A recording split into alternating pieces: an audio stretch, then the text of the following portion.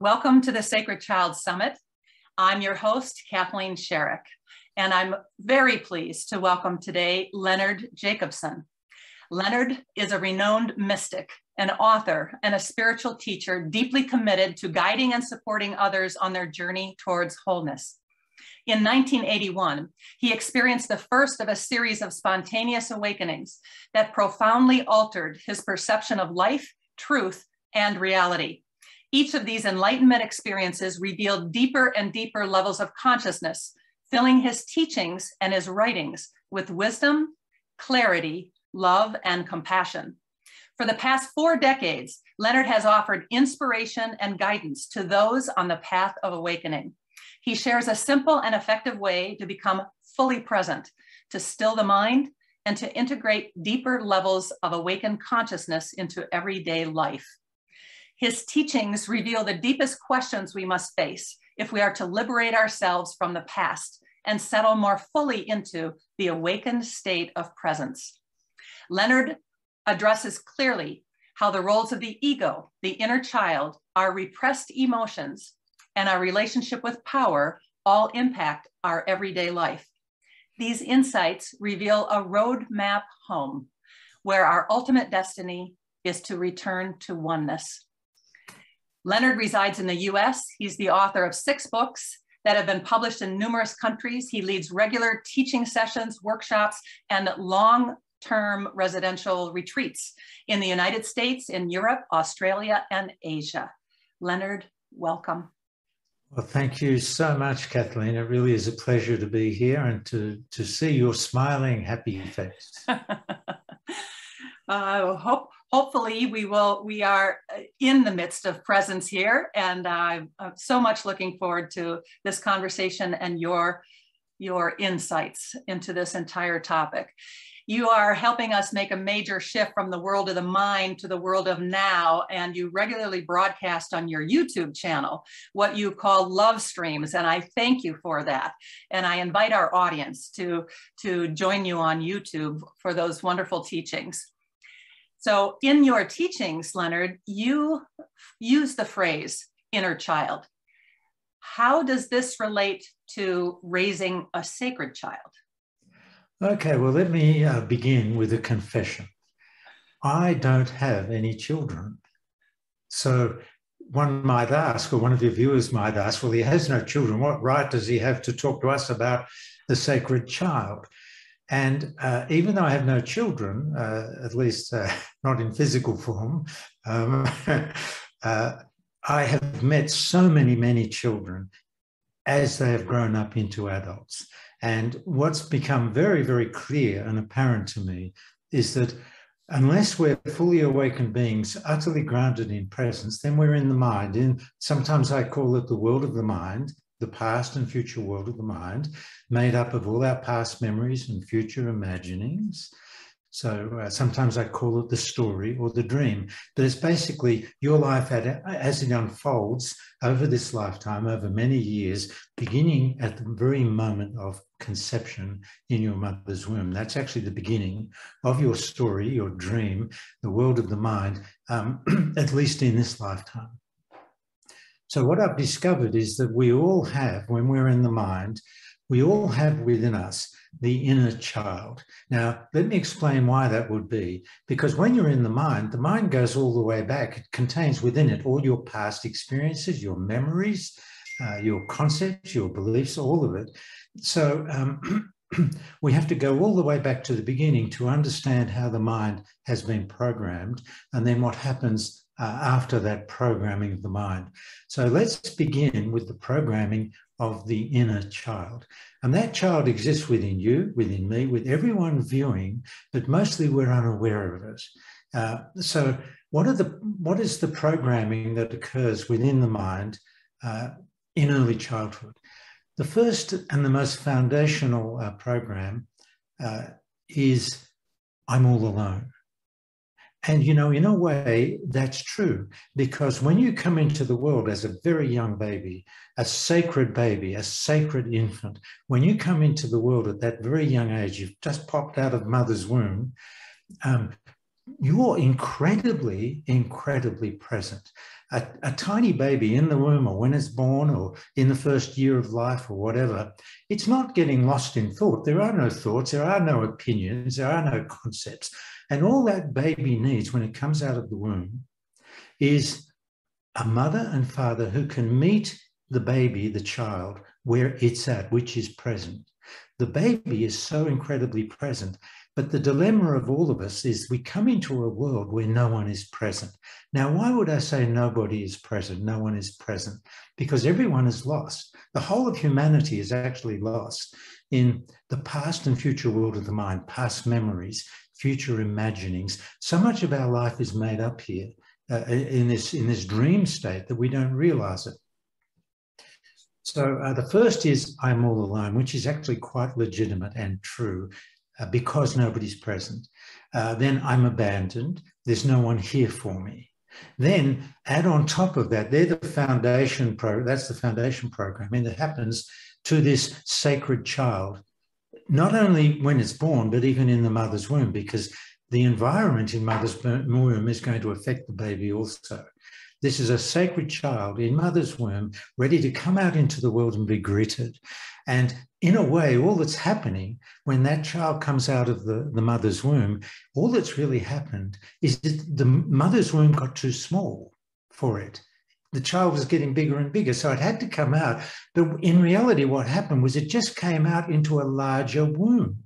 The whole of the room, the space around this, now there's all this space, and all the baby needs to relax and really, really settle into this new experience of space and openness. All it needs to relax and feel safe is a mother and father who are incredibly present and who can really meet the baby in deep presence. Then the baby will relax, and the baby will slowly, the child in the first year, the baby will slowly, heal that trauma of separation that is the birth process, the birth experience. We can't imagine what that's like for a baby in the womb. What's it like to come out into space without any instruction or guidance? Nobody can tell you what's happening. It's an incredible experience of separation. And to relax from that trauma of separation, we need our parents to be present. But not only are they not present, they're really carrying within their own inner children. They're not healed. Every parent, mother and father, have within them their own unhealed inner child. And this impacts the way they parent very dramatically. So say mother never really felt loved as a young baby, as a child by her parents. How can mother come to you as a newborn or a very young child and give you the love you need, which is the love from presence? How can your mother do that if she never experienced it herself? She can't. And so the next limiting belief that develops and is programmed into the mind is, I'm not loved. And the child needs, okay, I need unconditional acceptance. I'm not unconditionally accepted. I'm not good enough. I can't do it. All these limiting beliefs develop in very early childhood and get programmed into the mind. And then those programs stay with us for the rest of our lives. I'm all alone. There's no one really here for me. I'm not loved. I'm not good enough. I can't do it. It's not okay to express myself fully and freely. It's not okay to feel my feelings and express my feelings. It's not okay to know what I want and to ask for what I want. There's not enough for me. All these things can develop. I'm not safe. If your mother or father say they were very disturbed, or one of them was very angry and abusive, then of course you're going to develop the limiting belief that gets programmed into the mind, I'm not safe.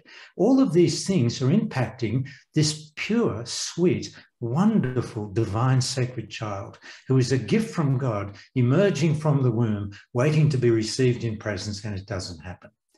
And then slowly, the child gets absorbed into the world of the mind, just as the parents became absorbed into the world of the mind in their early childhood.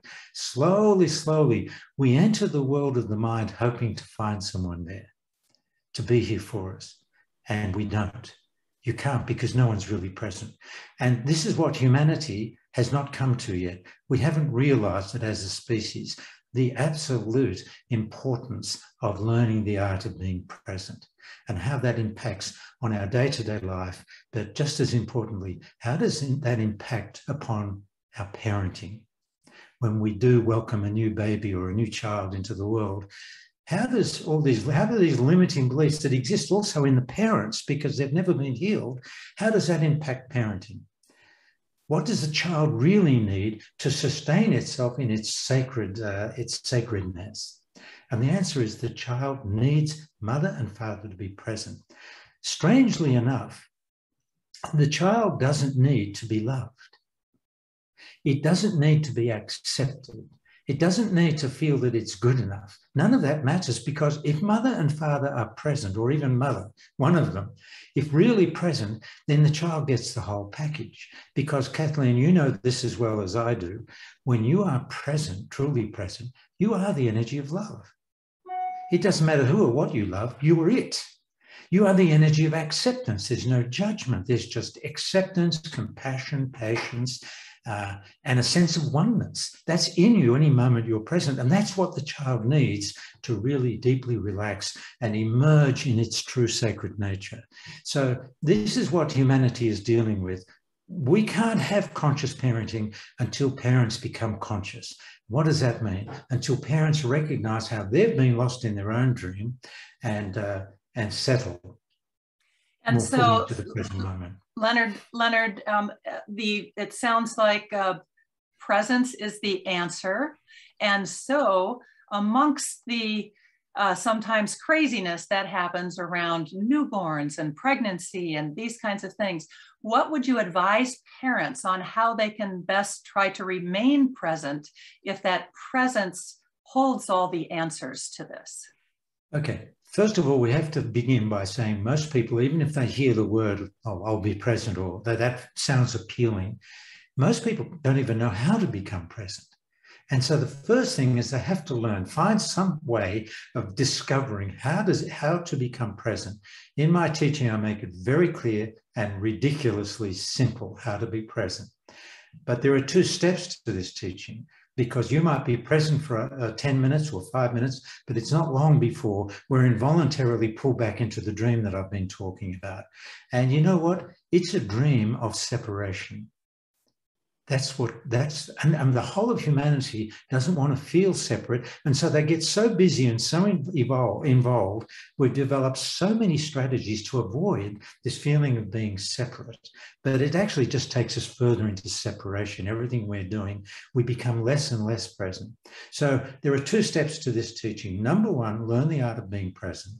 Number two, arise in mastery of your mind and ego. So you're no longer involuntarily pulled out of presence into the mind. You can still use your mind as much as you like, no problem.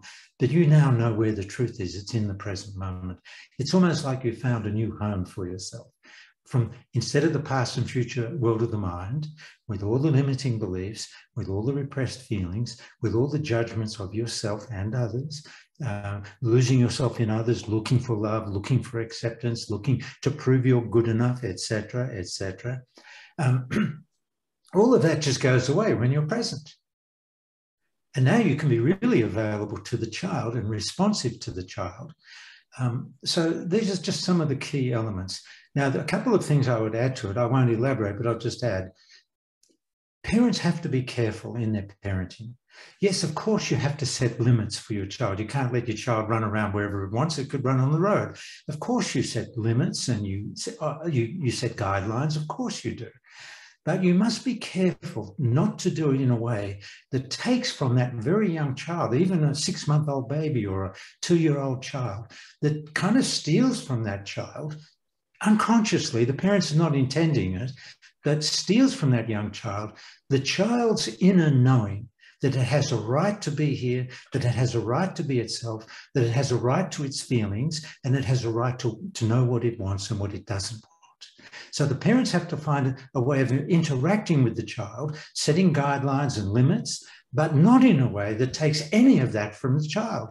Now, the truth is, for the most part, that's what was stolen from all of us in childhood. Our power, our knowing what we want, our ability and right to feel our feelings and express them in a responsible way. This is the outcome of unconscious parenting. And unconscious parenting is what prevails on our planet today, profoundly. Now, can you imagine if the worst that happened to you is your parents weren't present? Okay, that's pretty painful, but the number of the power and intensity of the limiting beliefs will be much less. But what if your mother is emotionally cold and withdrawn? What if father is an alcoholic and comes home and is abusive to mother, to the children? What then? How much worse are those limiting beliefs? I'm not safe, I can't do it, I'm judged, whatever. It really depends on each individual parent. In an awakened world, which is what I'm most interested in, an awakened world, parents would be very, very present, and they would not relate unconsciously to their children. They'd be very present and see who the child really is, look into the child's eyes and feel the mystery. This is a visitor from God. Tune in, but you can't tune in. This is the catch. You can't tune in to that level where you can feel and sense the child is straight from God and one with God in that moment, right? Straight from God. The parents can't tune into that unless they're present. You can only tune into it when you're present. This is the catch.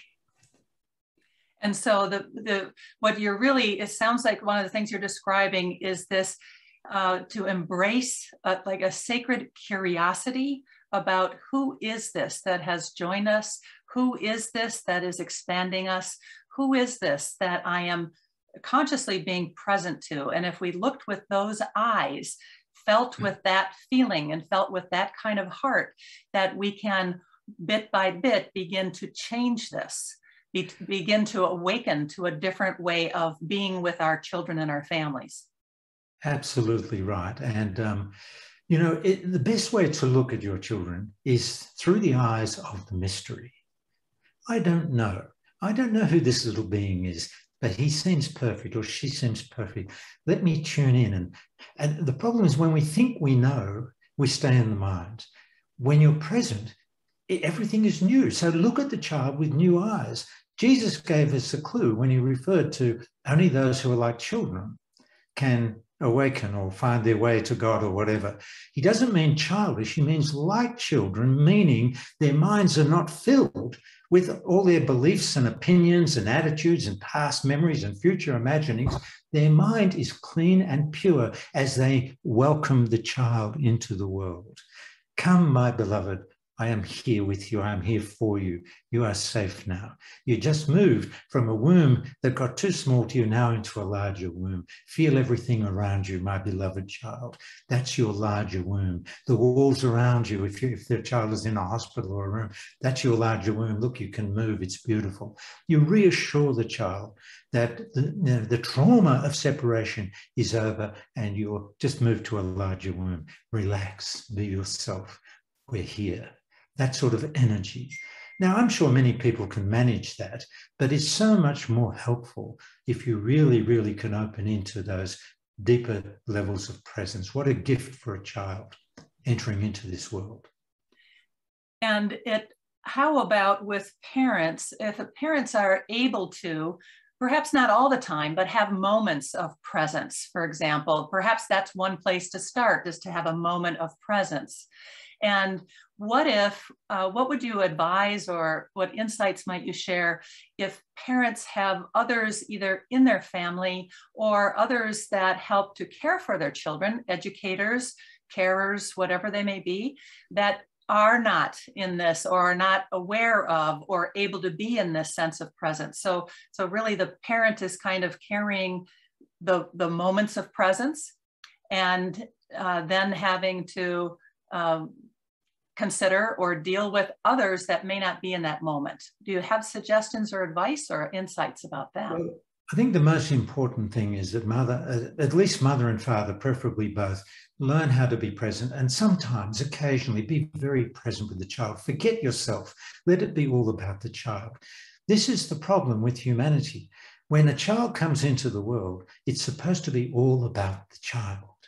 Mother and father don't count. You want to have a child, no problem. For the next 3 years, you don't count.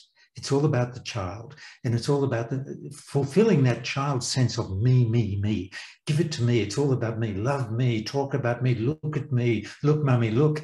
It's like that. And what happens is if the child receives that level of presence to me, me, me, let me tell you what will happen. First of all, their whole world would be transformed if this could become a collective shift.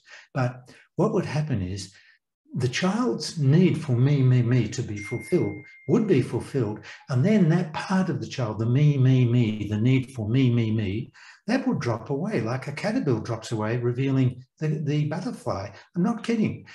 All humans are still lost in me, me, me. It's all about me. It's all about me. It's all, and the reason for that is we never had me, me, me fulfilled as a child. If we could only have me, me, me fulfilled. In other words, yes, darling, it's all about you. I love you. You're so beautiful. What do you need? Pay attention. Now, of course, within the context of guidelines and limits, of course, but not in any way detracting from presence. The beautiful thing is being present is much simpler than anyone could possibly realize.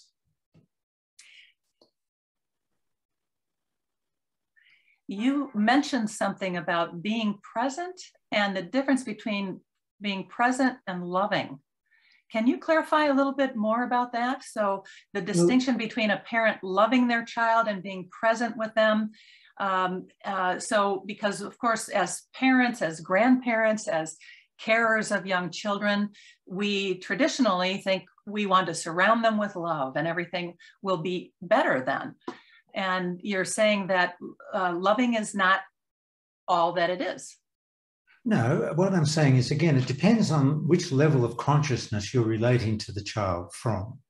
So if you're relating from the world of the mind, which is how it is for most people, and I don't judge that, I'm just reflecting a simple truth here. But if that's where you're coming from and you're relating to your child that way, and you do love your child, I love my child, I love my child so much, it's still in a world of duality. Now, maybe not everyone will get what I'm saying, but it's still in a world of duality. One moment you can be loving the child, next moment you're angry or you're blaming the child or you're triggered by the child. Now you're a child trying to parent your child, which happens very, very frequently. The needs of the child often trigger the unfulfilled needs of the inner child within the parents, if that makes any sense. The needier the child, if mother's needs were never met, this is going to upset and disturb the child, the mother, I mean. So on and on it goes like that. So there are many scenarios in which parents suddenly something bursts forth from their mouth that they said, well, where did that come from? Oh yeah, my parents said that to me. Exactly. I don't even know what it means, but here it comes out. That's right. A lot of the time, parents are passing on to their children the parenting that they receive from their parents, and they're doing it unconsciously. So if your father, for example, is carrying a lot of hurt and anger because he felt judged as a child, so the father is carrying a lot of energy of judgment that's never been healed or resolved with him. It's almost a natural process that when the father now has his own children, he relates to the child the same way that his father related to him, and literally passes on the judgment. It's really, really strange. It's a way that the father unconsciously avoids his own pain by passing it on to the child, which is just a terrible thing to do, but it's all unconscious. So nobody's aware they're doing it. And so if we have parents who are attempting to be conscious and would like to embrace this road of awakening, this path, what are some ways that they can be fully present? Well, the first thing is you have to learn how to be present. Now, in my teaching, as you know, I teach such a simple key to coming out of the past and future world of the mind, which I also call the story, the dream, because none of it's real. It's a world of illusion and separation. You don't realize that until you come out of the dream into the present moment. Now, how do we accomplish that? So simple. When you're in the mind, you're somewhere in the past or future, even if you're not aware of it. And all thought takes you into the mind, the past or the future, depending on whether it's a past thought or a future thought. And then if you believe in those thoughts, you'll find yourself imprisoned within the mind. Now, what if those thoughts never stop? What if they just keep coming up every 3-4 seconds? You're not even intending to think. Well, that's what's happened to humanity. That's almost true for everyone on planet Earth. So that means we're all imprisoned within the world of the mind, not realizing there's another dimension to who we are. So how do you come out of the past and future world of the mind and become present? So simple. Just adjust your focus and become present with something that's actually here in the moment with you. If you can see it in this moment, anything you can look around, anything you can see, you know it's not in the dream, because the dream is memory and imagining. It's actually here. So if you then choose, it's your choice, if you choose to become present with something that's right here with you, it could be a beautiful flower, it could be a leaf on a tree or a trunk of a tree, it could be a door handle. It really doesn't matter what it is. If you can see it, it means it's of the present moment. If you become present with it, the door handle, the tree, the flower, it doesn't matter. It could be a cloud moving across the sky. It could be a bird flying across the sky. So if you can see it, it means it's real. Bring yourself present with it. Now you're a present being. That's how simple it is. And it's always instant. You can't practice your way to it. You notice you're thinking, now you're present, because you shifted your focus from the dream to something that's really here. If you can hear it in this moment, same thing. You can be present with it. It's arising in the moment.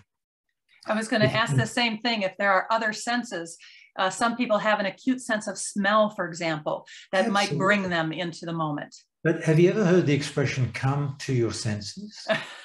That's what it means. Come back to your senses and relate to what's here through your senses. If you're eating an apple, be present with the taste. If you're smelling a rose, be present with the fragrance of the rose.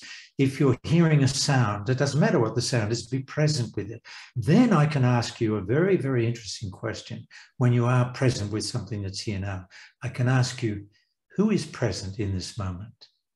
And you could answer, I am. That would be the awakened dimension of you. It's impersonal. It's a totally different dimension of who you are. It's the truth of who you are. You fulfill your life's journey, your life's purpose by awakening into the truth of who you are. But you'll awaken into the truth of life, the truth of oneness, the truth of God, and the truth of heaven on earth, just by becoming more and more present and bringing to presence in the present moment love, generosity, and gratitude. And of course, your child exists in the present moment. So be present with your child in the way you could be present with a tree or a flower. That's all it means. You're here now. So you don't have to say or do anything. Just be present with your child. You can even say to the child, I'm here, sweetheart. I'm here. And make sure you are present before you say that. It would be a terrible crime, in my view. I mean, I'm exaggerating, but to say I'm here when you're really not. In other words, if you're still in the mind, I call the world of the mind the world of not here, the world of the past and future. And this journey that I'm teaching is the journey from the world of not here to the world of here now. Now you've opened up into an entirely different dimension of who you are. Now you're capable of true, loving parenting to bring your child into the world in the most beautiful way. Because when you recognize your own divinity and your own sacredness, which you will as you become present, you'll even recognize the divinity of a chair. You know, it's crazy, but it's true. So if you can recognize, if you open up and recognize your own sacredness, your own oneness with God, of course that's going to extend to your child. You know, I'll tell you another interesting story, and I'm not sure how relevant this is to what I'm speaking of now. Many, many years ago, I had one of my clients came to see me, and she had a private session, and she shared with me, she had 3 children, 2 daughters and a son. But she shared with me, and she felt very embarrassed and very guilty and very ashamed. She said, I don't like my son. I really don't like him. In fact, I think I hate him. But what did I do? I said, okay, that's okay. Express it fully. So I let her really go for it, really express these feelings because they were repressed deeply within her. Now, by allowing her to express it all and own it all and not feel guilty, just to share the feeling that was there, I'm not kidding. The next day, she called me and said, I can't believe how my whole attitude has changed. I love him. Just by being honest and authentic and owning what was repressed within her. So there's so many subtleties to opening up into presence and to opening up into conscious parenting, which is what we need in our world today, conscious parenting. And Leonard, if this is something that we can accomplish before conception or at conception or certainly in the womb, so that there is a mother who is curious, father or other parent or other loving adults around that are curious and that are embracing this being present as much as possible within all the changes happening. Is it possible to even, how would I say this, have a child avoid traumatic or adverse conditions? Is that even possible? And if so, how would we do that? Because of course, for most parents, this is something they would like to do. And yet, is that something that's desired? And if so, how do we do that? How do we help our children avoid trauma? If you solve that, you've solved the world's issues. Yeah, but we're not supposed to solve it completely. But let me tell you how it goes. In an ideal world, when more and more of us start to awaken and learn how to be present, more and more we're present in our lives, then when you make love to your wife or to your husband, when you make love to your partner, you make love in presence, not how it usually is, if you get my drift, right? You're very present together. And if you're choosing to have a child, then be present and welcoming. Like, let that be part of your lovemaking. We're making love because we want to bring forth whatever child chooses us, because that's actually how it works. The child chooses the parents before conception. I won't go too much into that unless you ask me to. But from that moment on, if the parents are making love, make it true love, the truth of love, which is presence. When you're present, there's a different dimension of love at play. It's not the personal love within duality. It's it's love that arises out of the oneness. It's love directly from God. It's the truth of love. It's impersonal. It really has nothing to do with who or what you love. It's not even about loving your child. You are the energy of love. So when you're making love, start there. And when you discover you're pregnant, then spend the 9 months of the pregnancy being present, saying beautiful, loving words, welcoming the child. Now, of course, that's tough for some people because we're all dealing with life situations and difficulties in our lives, etc. But if we all became present, we wouldn't be dealing with those difficulties. So, there are sometimes events that occur in the outside world that affect us. There can be a car accident. There can be things that might occur around us, either when we're pregnant or with young children, that might seek to imprint on our children. Is there a way to be in presence and kind of assuage these imprints? You know what I would say, honestly, Kathleen, is that you can't have too many rules or too many guidelines on how to parent. If you're present, I can almost guarantee whatever you say or do will be perfectly appropriate and best for the child. You're not going to protect the child against everything. You don't want to. You don't want the child to be always dependent on others or needing everything. You can't live in the world. So, every child is going to some degree, go astray. But present parents will reduce that degree to a large extent. I'll tell you something that's interesting. We're meant to go astray. You've got to go astray a bit. Everyone does. And why would I say that? I'll tell you, I can prove it to you from the first line of the song, Amazing Grace. Okay? I was lost, but now I'm found.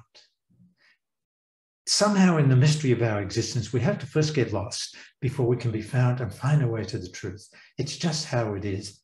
We were never supposed to get this lost. We've gotten way too lost, and the ego is now taken over completely and running the human show, really.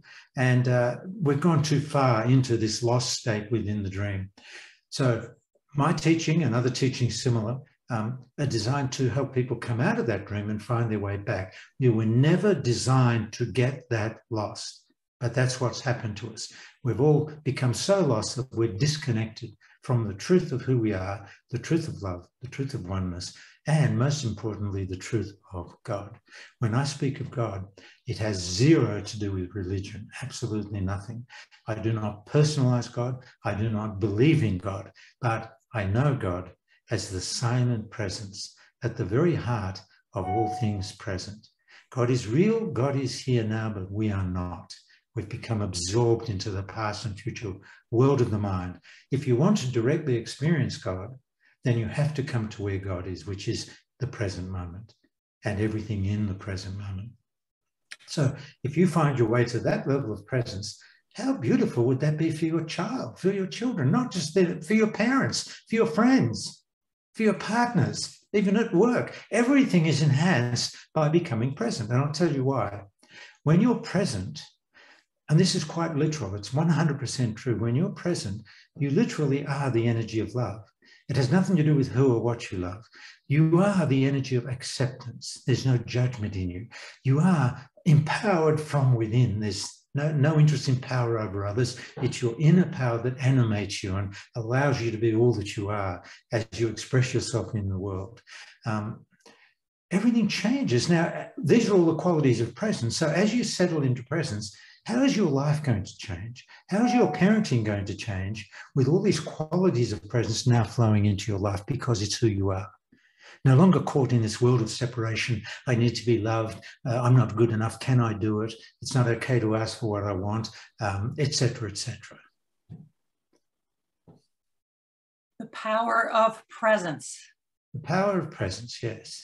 And Leonard, you mentioned, in case I wanted to ask you, and I'm going to ask you about your teachings and your insights about children choosing families. Oh, you really want me to go there? Okay. But this is a bit, anyway, it might be a bit beyond the scope of this meeting, but I'll start and you stop me wherever you like, okay? It really has to do with the soul's journey. And most of us are not aware that we are souls on a journey over many, many lifetimes. Leonard, I want to just introduce just for a minute that there are wonderful stories that young children have expressed about their journey. I saw mommy and I picked her out of the group. I saw daddy and I knew I wanted him. And so there are, if we're present with children, they do tell us stories, and these stories are becoming more and more well known when we're aware and present and curious enough. And so what you're going to relate to us, I think there is precedence for. There are children that are saying these things if we are open to hearing them and not dismiss them. Right. So well, I've not heard those stories. So what I'm sharing came from my working with adults, but mostly with their inner children at the same time. But let's put it this way. We're all souls on a journey over many lifetimes. Now, who you are in this lifetime is you're that part of the soul, your soul, that in a sense flowed out from the larger soul to journey through this one lifetime. And in this one lifetime, you're here as the champion of your own soul, and you're here to learn certain key lessons which will advance the soul towards its ultimate goal, which is a return to God and to oneness. That's because before the soul's journey began, we all existed in oneness. Call it heaven, call it paradise. That's where we began. Then there was the beginning of time. I won't go into details, but time began, duality opened up, and we made a shift into duality, and we didn't like it. We judged it. We felt separate from God. We judged it, and by judging it, we locked ourselves into this separation, and we've been locked there ever since.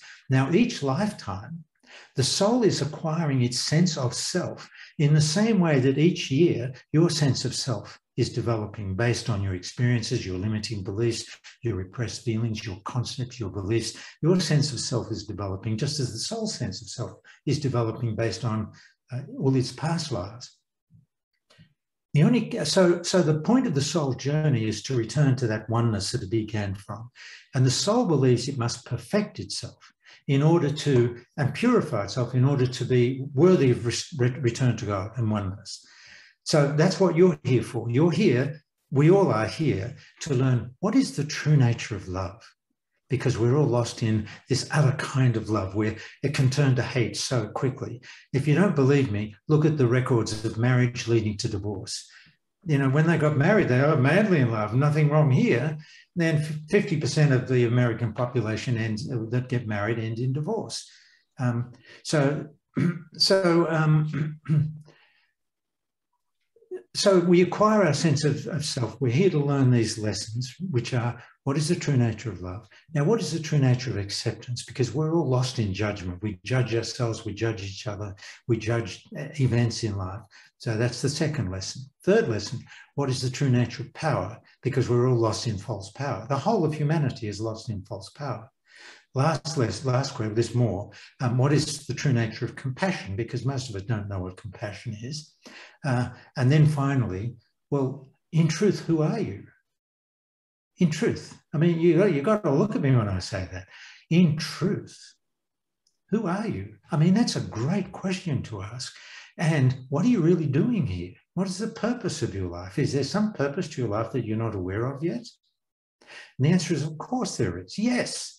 Whether you're aware of it or not, your true purpose is to liberate yourself from the world of the mind, learn those lessons that I mentioned, but it's not enough. The soul is unaware that there's a master lesson. It doesn't know about it. And so what I'm teaching here is the master lesson. So, and the master lesson is this. Yes, you can learn the true nature of love, acceptance, power, truth, compassion, who am I? You can learn all that. But you may miss much of it. But the master lesson is, through the doorway of the present moment, oneness is redeemed. Through the doorway of the present moment, heaven on earth is revealed. Through the doorway of the present moment, I'm restored to oneness with God. Now, the moment you are restored in this lifetime to oneness, any moment you experience true presence that opens into oneness, the soul comes into alignment with that. When you go back into your dream, the soul is back into its dream. This continues over and over and over again until you fundamentally settle into the present moment. Now, before you're conceived in this lifetime, the soul knows, and there's soul guides and soul groups, but the soul knows that it's gotten lost, right? So with a little help from the soul guides, it knows what it needs to release, the karma, what it needs to learn, what it needs to release. It's all set in place. And then the child, before the being that's going to be conceived as a child, is looking which parent is best suited to help me liberate from my story, my dream, because the soul has its dream, which is a perfect match to the dream you're living out in this lifetime. They're mirrors to each other.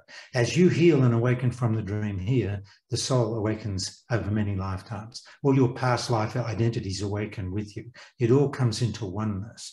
So I hope that's not too complicated. But for example, say in past lives, my soul has gotten very involved in judgment as the judge, but also the one judged. Right? It can be both, or the abuser or the one abusing, the abused. It depends, because we're constantly playing in duality. So say it's judgment, right? Now, my soul is afflicted with judgment. I need to choose parents who have some fairly high level of judgment running in them. They're the best. That's the best soil for me to plant the seed of my dream, the seed of the story, to give myself another chance to liberate myself. That's all we're doing lifetime after lifetime.